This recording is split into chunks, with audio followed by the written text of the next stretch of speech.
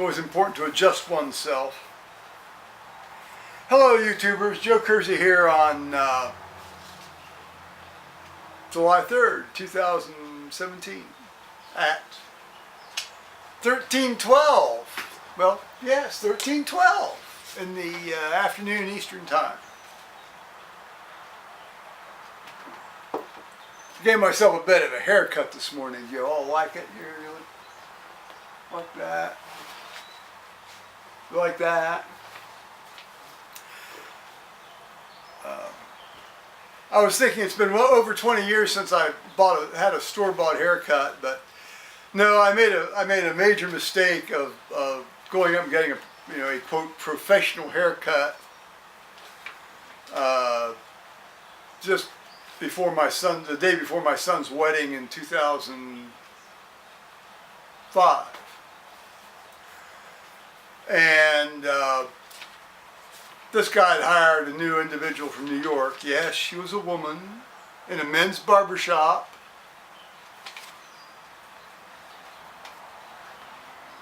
And she just completely buggered up, all sorts of things on my head. Plus, then she ended up, despite me saying, don't do that, she slathered my hair up with crap. I guess nowadays they call it product. I still call it crap. Okay, well, that's that. I want to try to kind of prioritize things here today as the candles burn low, as you'll note.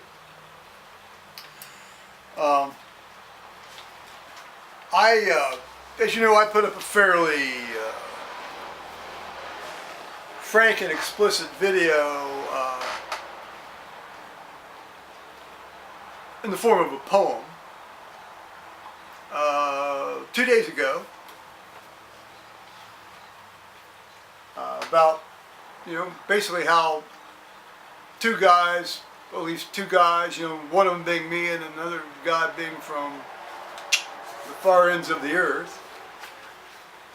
For the sake of this discussion, we'll call him Antipodes Man. Spend a night together.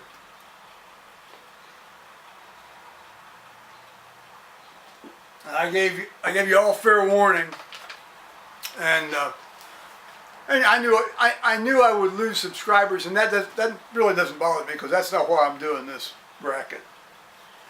I'm doing it as kind of an archival medium for me and my family and anybody else who cares to watch it. But when I started doing this December 1st, 2012, I said I was always going to speak the truth. Always going to speak the truth. And if it had to be raw, it had to be raw. And if it could be, that's just speak the truth. But always try to do it in peace and love. And I try not to overwork that, but that's true. I mean, that's the way I try to approach things. And have done now for several years.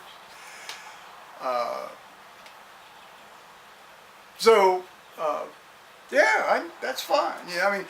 Every time I've put up something that I believe to be really good and true, as I believe this to be 2 days ago, I lose people.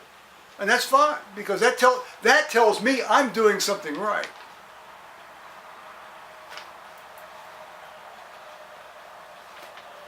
Okay, enough of that.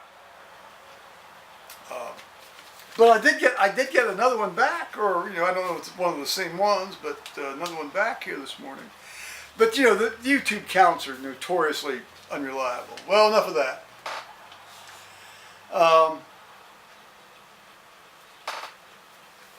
Speaking of Antipodes Man, he was kind enough to text me several times yesterday. Well, 3 or 4 times yesterday. Well, several times actually, as it turned out. He arrived in Chicago safely. The next day he went out and had a nice run along the lakefront, in the park system along the lakefront. He said the people in Chicago are far nicer than the people in New York. And while I can't, I think that's probably true. Never having spent enough time in New York to make that kind of statement, I can't necessarily, confirm that from personal experience. But I've been in Chicago several times, and I'll tell you, I've always had a very good time up there, and the people have always been very pleasant to deal with in whatever capacity you meet them.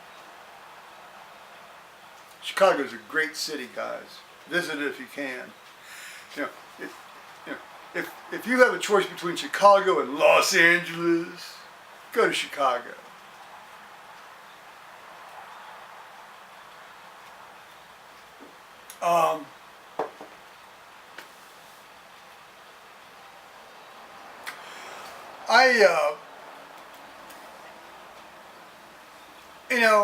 The interesting thing about meeting this man the other day was just how sort of instantaneously we hit it off.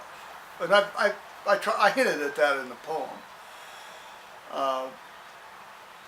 And I think some of that was because we came from similar backgrounds. I mean, he came from a rural background, a small town background. I didn't live in town, but it was a rural background, and the town that was nearby was a small town. My dad taught vocational agriculture. It comes from a rural agricultural background where people do things.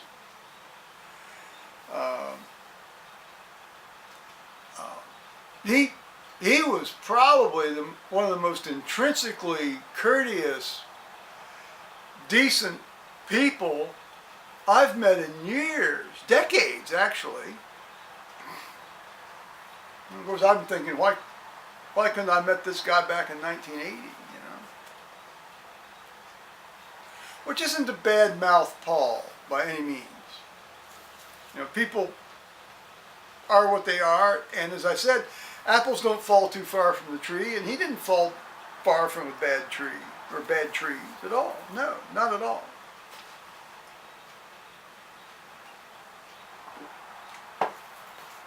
But you all know how that kind of worked out over a 36-year period, which probably, realistically could have ended several years earlier. Had I but had the guts to pull the pin, and you always keep traveling and hope. You always keep traveling and hope. You always keep traveling and hope. And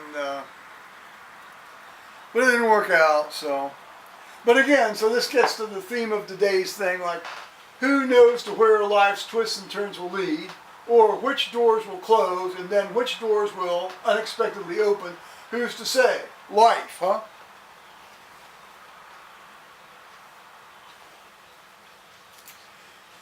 I don't think I need to belabor this point too much longer. Maybe a new door is opening through which I can also travel and hope. Maybe a new door is opening through which this guy might travel and hope. Either here or over there, The man hasn't come out yet.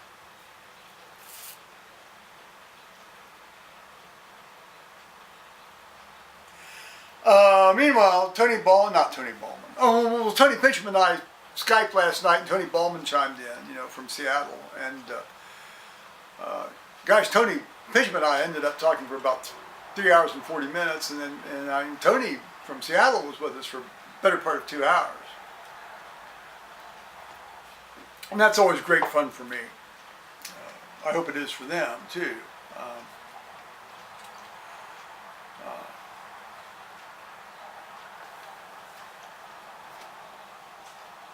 And obviously, I think they were both fairly happy for me about what happened the other night. But anyway, today, Tony Pincham said he'd been doing a lot of work in his house. He's been doing wallpaper stripping and putting up new wallpaper and doing baseboard repairs and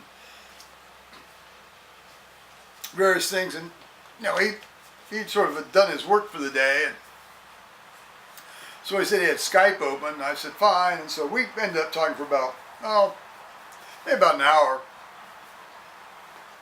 And then he was going to go off and cook.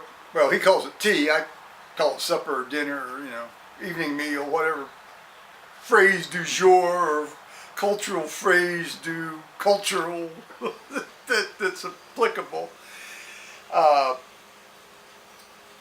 And we got to talk about wallpaper. Now, he really likes wallpaper. Now, I couldn't give a fuck about wallpaper. When I was a kid, we're talking like, between like 7 and 9 and 10 and 11 years old, my mother decided to wallpaper the entire downstairs. And of course, that meant she and my sister and myself were dragooned into, sister and myself were dragooned into, my sister kind of liked doing this kind of stuff. Scraping off the wallpaper and laying it out on trestles and, this kind of thing. I never saw the point of wallpaper. But what was interesting in stripping off the old wallpaper was, this house was built in the 1870s. And the original wallpaper was actually newspapers from the 1870s. I remember there was one headline on the, you got down to these headlines,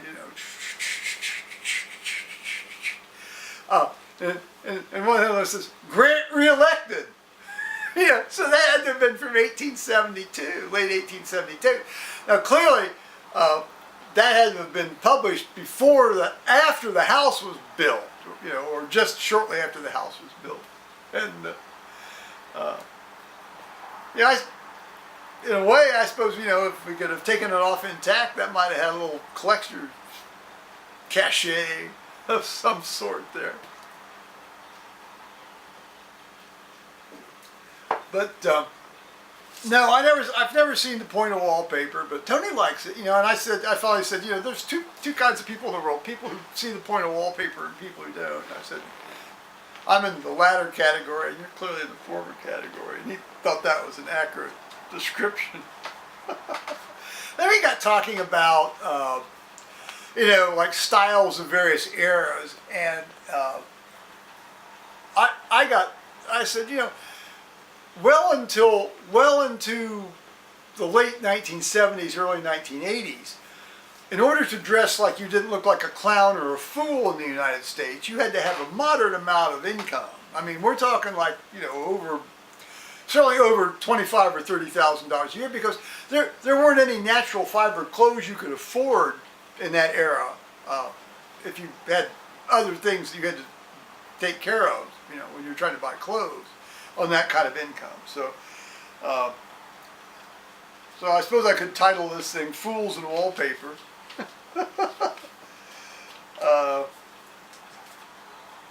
But maybe I ought to title it.